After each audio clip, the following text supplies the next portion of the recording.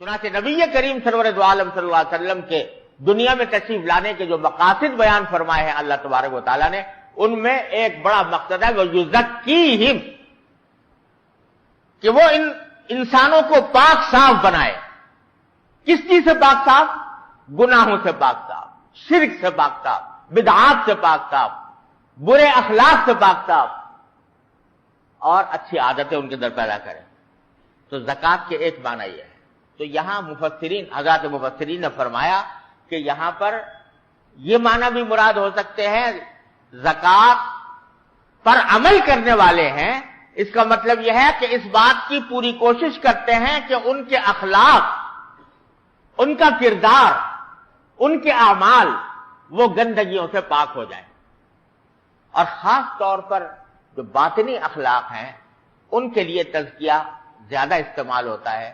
یعنی آدمی پاک اس طرح ہو جائے کہ اس کے دل میں حسد نہ رہے، اس کے دل میں کسی دوسرے سے بغض نہ رہے، اس کے دل میں نام و نمود، دکھاوے کا جذبہ نہ رہے، اخلاص ہو، دکھاوا نہ ہو، اس کے دل میں تکبر نہ رہے، تواضع پیدا ہو، یہ سارا زکوٰۃ کے اندر داخل ہے۔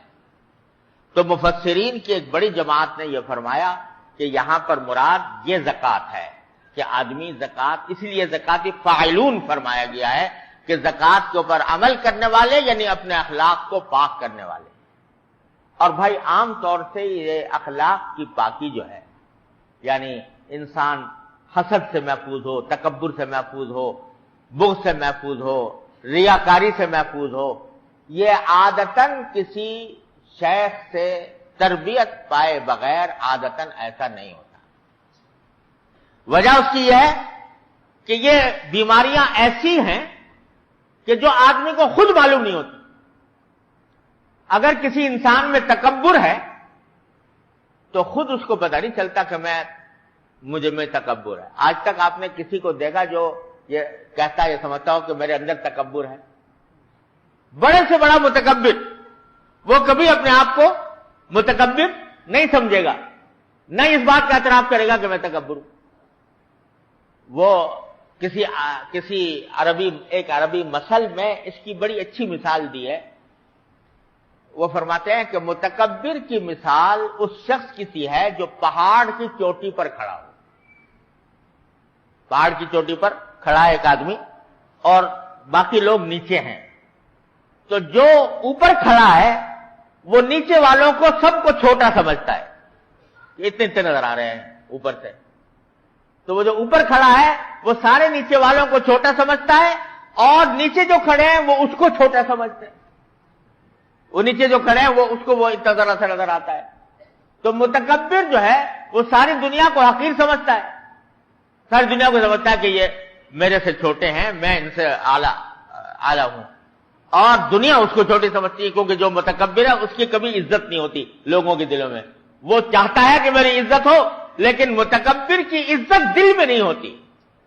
زبردستی کوئی اس کے آگے احترام کا معاملہ کر لے وہ الگ بات ہے، لیکن جو متکبر ہوگا عام آدمیوں کے دل میں اس کی عزت نہیں ہوگی، زبان سے چاہے وہ کچھ بھی لوگ اس کے سامنے کہتے رہیں۔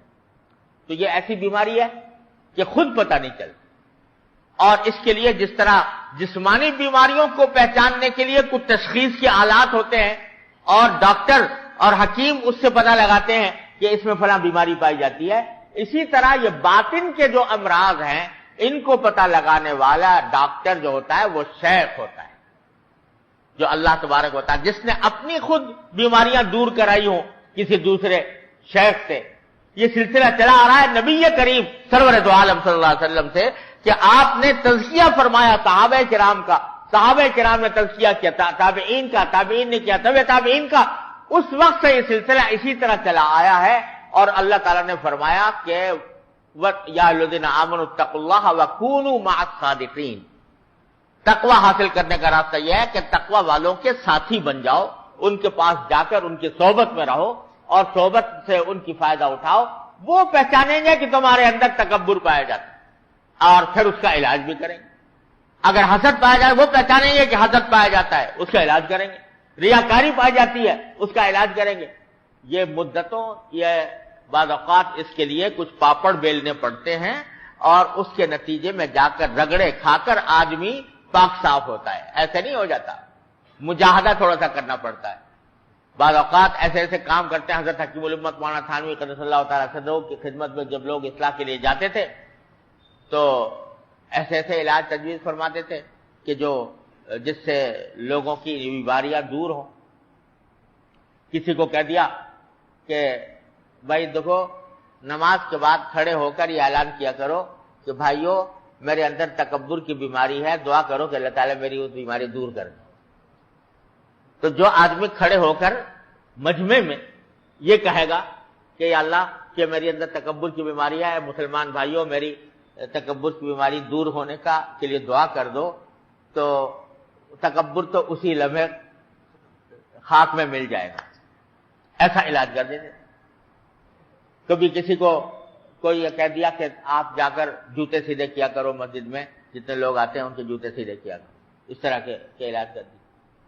اور ہر زمانے کے لحاظ سے, ہر مزاج اور طبیعت کے لحاظ سے مشائخ جو ہیں مختلف علاج تجویز کرتے رہتے ہیں.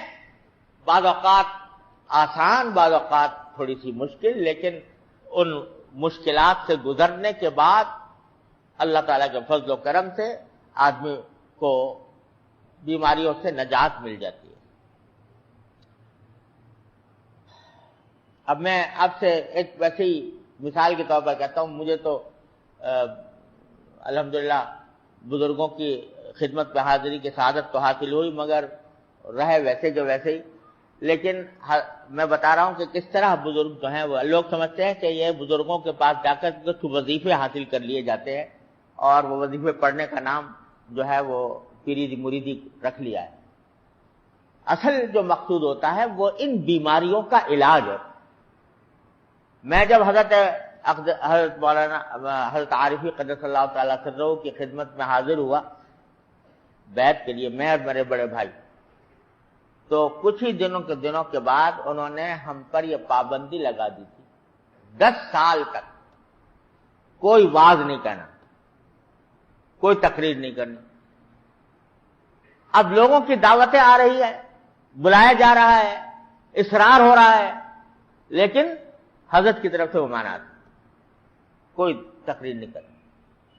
10 سال یہ پابندی رکھی گئی ہے, اور 10 سال تک کبھی غیر ملک سے دعوت آ رہی ہے, کبھی پاکستانی سے دعوت آ رہی ہے, کبھی کہیں بلایا جا رہا ہے وعظ اور تقریر کے لیے, لیکن حضرت کی طرف سے پابندی ہے. الحمدللہ وہ 10 سال اسی پابندی کے حالت میں گزارے, اور الحمدللہ اس کا عجیب نفع محسوس ہوا, عجیب فائدہ اس کا محسوس ہوا, بے شمار فوائد تھے. اب میں آپ سے کیا عرض کروں, لیکن مثال اس لیے دی کہ یہ نہیں کہ بس وظیفے بتا دیے کہ صبح کو یہ تسبیح پڑھ لیا کرو, شام کو یہ تسبیح پڑھ لیا کرو. کسی سے اصلاحی تعلق قائم کرنے کا اصل مقصود اپنی بیماریوں کا علاج ہوتا ہے. اب وہ بیماریوں کا علاج کرنے میں بعض اوقات کچھ پابندیاں بھی برداشت کرنی پڑتی.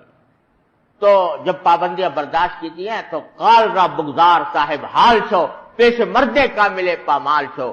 جب آدمی پامال ہوتا ہے کسی اللہ والے کے پاس, پھر اللہ تبارک و تعالیٰ اپنا کرم فرما دیتے ہیں اور کچھ نہ کچھ علاج اس کا ہو جاتا ہے.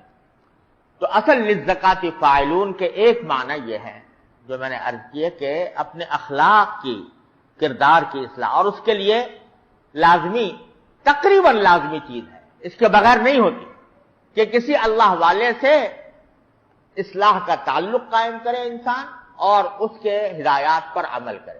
پہلے زمانے میں تو بڑے لمبے چوڑے مجاہدات لوگ کراتے تھے, اب قوتیں کم ہو گئیں. ہمارے حضرت حکیم الامت مولانا تھانوی رحمۃ اللہ علیہ نے آسان کر دیا معاملہ, تو الحمدللہ وہ آسان علاج بھی تجویز فرما دیے گئے ہیں. گھبرانا بھی نہیں چاہیے. بعض لوگ سوچتے ہیں کہ بھائی ہم کسی جائیں گے, بیعت ہوں گے کسی اللہ والے سے, تو ہمارا تو حال بڑا خراب ہے اور وہ ہم اس کی بیعت کی پابندی نہیں کر پائیں گے, اس وجہ سے جانے کی ہمت ہی نہیں ہوتی. لیکن بھائی اگر پہلے سے پاک صاف ہو تو پھر جانے کی ضرورت ہی کیا ہے؟ جانا تو اسی لیے ہے کہ کچھ خرابی ہے, اس کی اصلاح کرنی ہے. تو اصلاح کرنے کے لیے جاؤ اور ان سے اصلاح مانگو, ان سے ہدایات لو اور اس کے مطابق عمل کرو.